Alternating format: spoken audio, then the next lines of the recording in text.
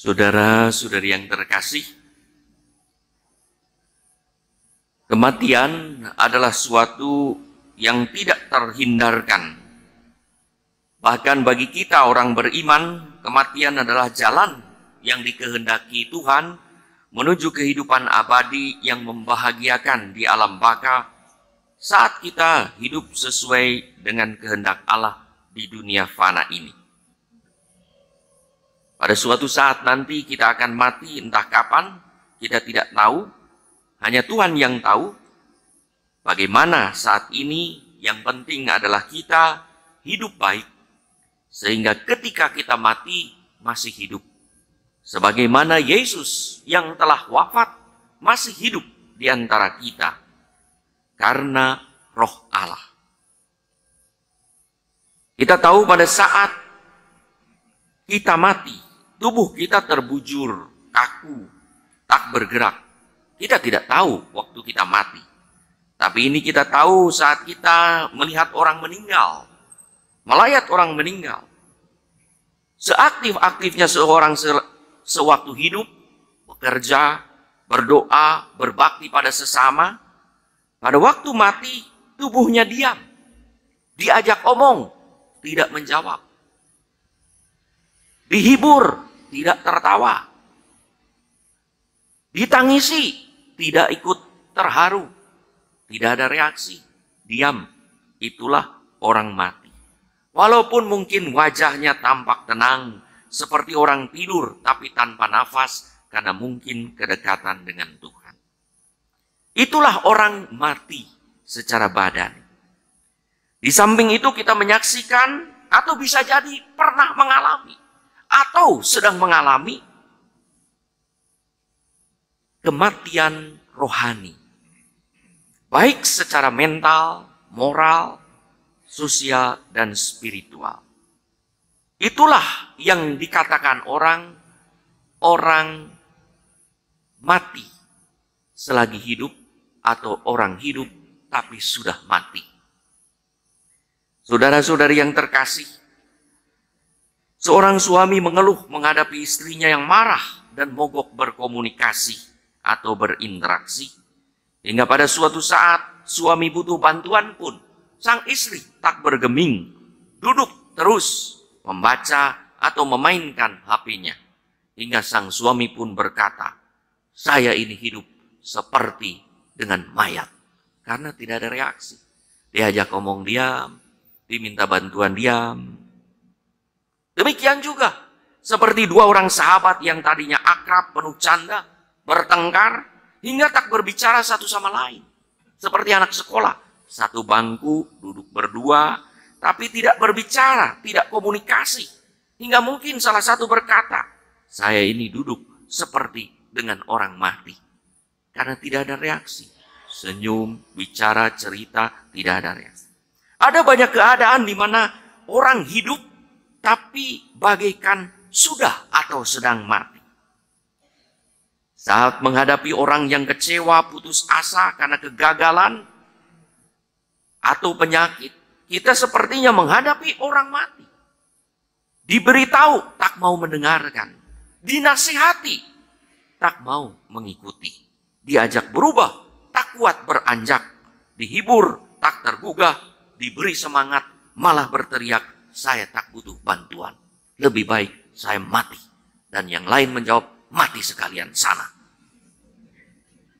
Saudara-saudara yang terkasih, situasi putus asa tanpa harapan sudah terlanjur, bagaikan orang mati itu digambarkan oleh Yehezkiel bagi bangsa Israel yang tak mungkin diperbaiki karena dosa dan penderitaan. Itulah latar belakang bacaan pertama hari ini. Yaitu situasi hancur lebur, luluh lantah, berantakan, tak karuan. Bahkan dikisahkan kalau baca seluruh kitab Yehezkiel 37, mereka itu seperti tulang-tulang kering, berserakan, tak berdaging, tak berbadan, dan tak berroh. Untuk menunjukkan situasi tak ada harapan untuk menata dan menyusun kembali kehidupan. Akan tetapi kuasa Allah dan belas kasih Allah mengatasi kelemahan manusiawi. melampaui pikiran insani, dan memberi jalan keluar dikala terjadi jalan buntu tanpa harapan. Maka sebetulnya di sana dikisahkan tulang kering yang tak berdaging sebagai lambang situasi putus asa tersebut yang tak mungkin dibangkitkan, dihembusi oleh roh ilahi, roh kehidupan yang menjadi harapan sehingga bangsa Israel muncul harapan baru. Saudara-saudari yang terkasih, dalam Injil hari ini Yesus tampil sebagai pribadi yang penuh kuasa, yang memiliki kehidupan, hingga Lazarus yang sudah mati 4 hari, yang diperkirakan tak mungkin hidup kembali, dibangkitkan oleh Yesus. Dalam kebudayaan zaman Yesus ada keyakinan bahwa jiwa orang meninggal setelah meninggal itu masih ada di antara badan itu. Kan di sini juga ada orang percaya, oh kalau yang meninggal ada di sekeliling ini sekitar 40 hari. Ada orang yang percaya begitu di suatu kebudayaan tertentu di sini. Tapi di Yahudi itu 3 hari itu masih di sana. Maka bisa dipanggil kembali. Maka peristiwa-peristiwa membangkitkan orang mati itu terjadi saat baru saja mati. Tapi kalau sudah 4 hari mati, tidak mungkin ada orang yang bisa mengembalikan roh itu menurut kepercayaan pada zaman jiwa orang meninggal. Tak mungkin ada kebangkitan setelah 4 hari.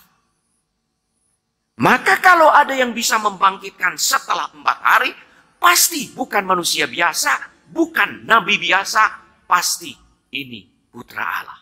Yesus di sana mau menunjukkan keilahiannya.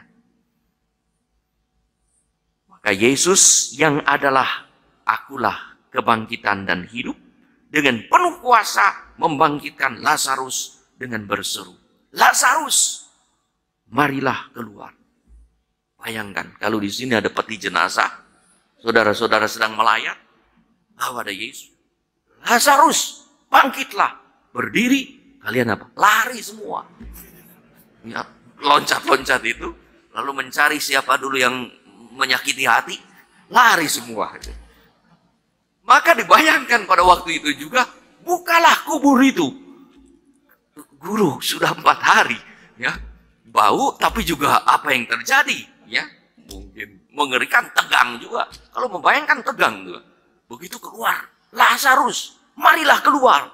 Semua orang lihat kan, begitu betul keluar, lari sebagian. Saudara-saudari yang terkasih, Lazarus yang mati luar biasa. Yang mati. Kalau kita berbicara dengan orang mati, maafkan saya, diam saja. Ya, terima kasih, diam saja. Ya, doakan saya, diam saja. Tapi Lazarus, marilah keluar. Dan luar biasa, Lazarus yang mati pun mendengarkan Yesus keluar. Lazarus yang terbaring dari kubur kini berinteraksi. Walaupun jalannya belum normal, Lazarus tidak menolak dibangkitkan oleh Yesus dan dipulihkan oleh sesamanya.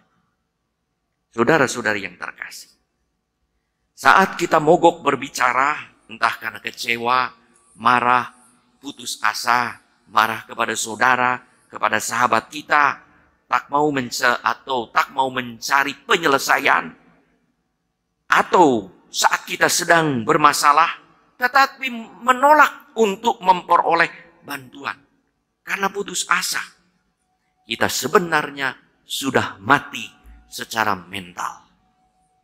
Saat kita tidak peka terhadap keadaan sekitar untuk membantu orang yang sungguh membutuhkan, bukan karena pura-pura, tetapi karena situasi sulit.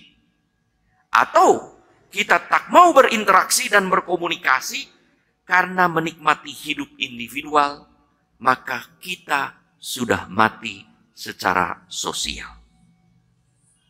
Saat kita biasa melakukan kejahatan atau berbuat hal yang tak sesuai dengan nilai-nilai Injil, kita sudah mati secara moral. Saat kita menikmati kehidupan dalam dosa hingga tak mau berdoa, atau menolak untuk diajak bertobat, apalagi untuk melayani. Kita sudah mati secara spiritual. Pada hari ini, Yesus mengajak kita untuk keluar dari situasi kematian tersebut. Keluar dari gua, dari kubur itu. Yang mengatakan kepada orang lain, singkirkanlah batu itu. Mungkin ada batu yang menghalangi kita melihat terang untuk keluar dari kubur itu.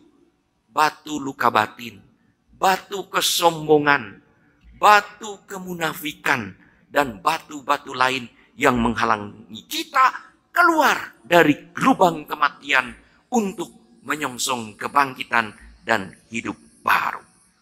Dan entah kematian secara mental, moral, spiritual, maupun sosial. Mari kita keluar mendengarkan Yesus yang adalah Aku adalah kebangkitan dan kehidupan. Yang berkata, saudara, mari keluarlah. Dan pada saat keluar, bisa jadi kita waktu mau keluar, kita belum bisa berjalan normal. Seperti Lazarus, masih terikat. Tangan dan kaki. Bagaimana yang terikat kaki keluar? Kan begini. Ya, begitu kan? Betul kan? Kita masih terikat. Tidak normal berjalan. Ya. Bayangkan ini yang jubah-jubah asisten imam ini kalau berjalan begitu orang takut semua. Maka lepaskan ikatan-ikatan itu. Meminta orang lain untuk membantu.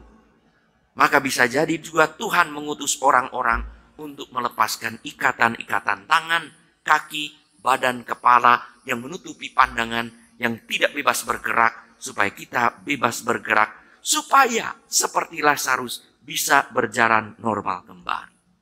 Semoga dengan mau mendengarkan suara Yesus yang berkata, saudara, marilah keluar, menyambut rahmat kehidupan dan kebangkitan ini. Kita keluar dari situasi mati dan siap dibantu sesama yang diutus Tuhan melepaskan ikatan-ikatan badan kita agar kita bisa hidup normal kembali, penuh semangat, bersukacita sebagai anak-anak